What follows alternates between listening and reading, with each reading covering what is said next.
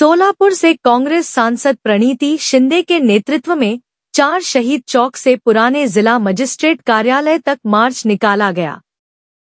प्रदर्शनकारियों ने किसानों की उपज के उचित मूल्य, सभी किसानों के लिए ऋण माफी, 24 घंटे बिजली आपूर्ति, महानगर पालिका से पानी की आपूर्ति में वृद्धि और मराठा, धनगर और मुस्लिम समुदायों के लिए आरक्षण जैसी अन्य मांगों को लेकर प्रदर्शन किया। महाविकास अघाड़ी के हजारों कार्यकर्ताओं ने मार्च में भाग लिया, जिसमें पूर्व मंत्री सिद्धराम मेहत्रे, पूर्व विधायक दिलीप माने और CPI-M नेता नरसैया एडम भी शामिल हुए।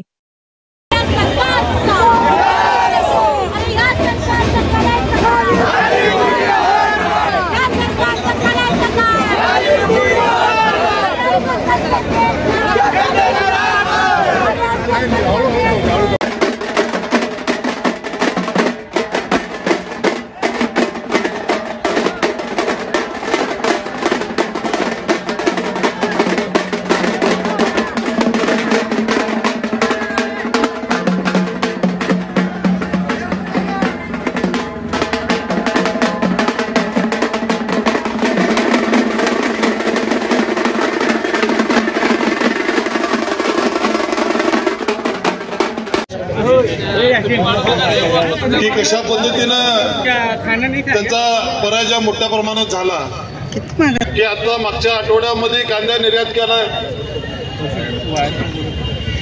आणि काही भागामध्ये गुजरातमध्ये कांदा निर्यात केली आणि अफगाणिस्तानमधनं कांदा आयात केल्याबरोबर मागच्या 2 दिवसामध्ये कांद्याचा भाव 1000 रुपये पडलेला आहे। अनेक गोष्टी अशा आहेत की ज्या आता कुणाकडे काय माल नाही आहे पण साठा आहे। सोलापूर जिल्ह्यामध्ये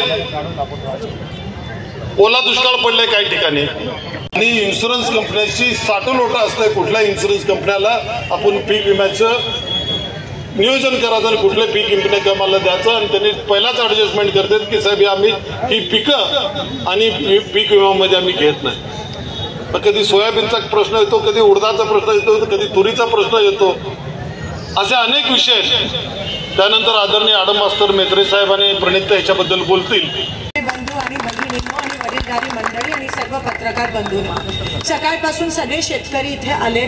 उन्हाचं तीव्र ऊन आहे तरी तुम्ही इथे सहभागी झाला त्याबद्दल तुमचे मनापासून आभार मानते।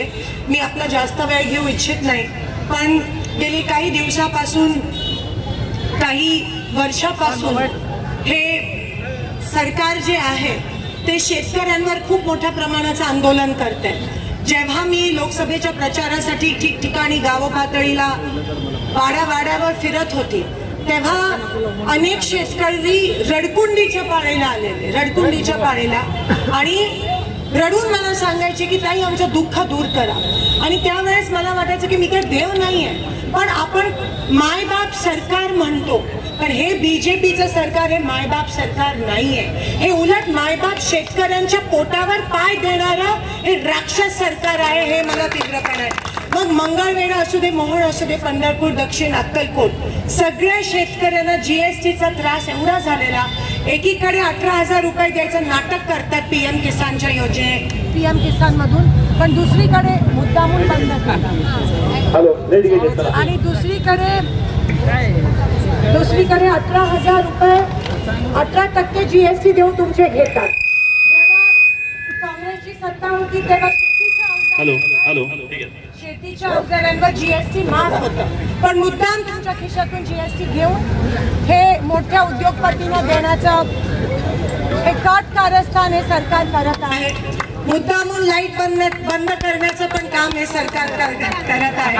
7.5 HPचं लाईट बिल माफ केलं, पण अर्ध्या जणांचं त्याच्या वरचं असतं आणि म्हणून 7.5 HPच्या वरचं लाईट बिल माफ करायला पाहिजे, ही आमची मागणी आहे सरकारकडे। आज ओला दुष्काळ सगळीकडे सोलापुरात झाला आहे। ओला दुष्काळ, काल मी नरखेड भागात होती, तिथे तो भाग जो आहे तो सावळेश्वर सर्कल मध्ये होता। तलाठीला फोन केला तर ते म्हणाले की आमच्या इथे पाऊस पडलाच नाही सावळेश्वर मध्ये, म्हणून नरखेडला ओला दुष्काळ नाही। तिकडे पण काय झालं माहिती, तिकडे पण शेतकरी रडकुंडीच्या शेतकरी आजोबा माझ्या समोर रडत म्हणाले की माझं एवढं नुकसान झालंय आणि तलाठी आणि तहसील कार्यालयामध्ये म्हणतात की तुला अनुदान मिळणार नाही कारण का तुझ्या इथे पाऊसच झाला। असं जर होत असेल तर या सरकारचा मी तीव्र निषेध करते। दुधाला दर नाहीये, 5 रुपये अनुदान पण बऱ्याच लोकांना अजून मिळालं नाही। त्याचं नाटक केलं फक्त सरकारने, तर कोणालाही अनुदान मिळालं नाही। तिथे दुधाच्या प्रायव्हेट कंपनी ज्यांच्यावर कोणाचंही नियंत्रण नाहीये अशा लोकांच्या खात्यामध्ये तुमचे पैसे जमतात, ह्याचा पण मी तीव्रपणे निषेध करते। माझ्या मंगळवेढा तालुक्यामध्ये सोयाबीनला त्या ठिकाणी पीक विमा अजून मिळालाच नाहीये। बार्शी सांगोला त्या साईडला मिळाला पण सोयाबीनला पीक विमा मिळाला नाही। तुरीला हमीभाव त्या ठिकाणी मिळाला नाही। इलेक्शनच्या तोंडावर गुजरातमध्ये कांद्याची निर्यात उठवली पण महाराष्ट्रामध्ये केली नाही। आज 10 पट पाणीपट्टी वाढ केली आहे, त्याचा पण या ठिकाणी मी निषेध करते। सिंचनाची पाणीपट्टी 10 पट वाढ केली आहे, त्याचा शेतकऱ्यांना खूप मोठ्या प्रमाणात त्रास होतोय। नितीन गडकरी काल म्हणाले अनुदान तुम्हाला मिळणार नाही कारण का सरकारचे सगळे पैसे हे लाडक्या बहिणीच्या योजनेमध्ये गेले आहेत। कोणत्याही शेतकऱ्याला अनुदान मिळणार नाही। काल गावामध्ये मी गेली, गावकरी म्हणाले आमच्या इकडे संजय गांधी निराधार योजना बंद झाली जेव्हापासून लाडक्या बहिणीची योजना चालू। येणाऱ्या 2 महिन्यात सगळ्या योजना बंद होणार आहेत आणि फक्त तीच योजना चालू होणार। आम्हाला हरकत नाही आहे पण इलेक्शनच्या तोंडावरच का लाडकी बहीण योजना आधी का नाही? माझ्या इलेक्शन मध्ये टेबलाच्या खालून 5-5 हजार रुपये देत होते, आता वरून देतात। काय फरक आहे? आता खाली कारभार चाललेला टेबलाच्या, आता टेबलाच्या वरून या भ्रष्ट सरकारचा कारभार चालू आहे। त्या गोष्टीचा मी निषेध करते। स्वतः नितीन गडकरी त्यांचे मंत्री रेकॉर्डवर बोलले की अनुदान बंद होणार। महाराष्ट्र सरकार हे बँकरप्ट झालंय, दिवाळखोर झालंय कारण का सगळे पैसे या योजनेत गेले पण माझ्या शेतकरी मायबापला काही। अहो आम्हाला महिलांना तुम्ही विकत घेणार आहात का? आम्हाला सुरक्षित व्हायचंय, आम्हाला सुरक्षित जीवन जगायचंय, आम्हाला विकत घ्यायचा प्रयत्न करू नका।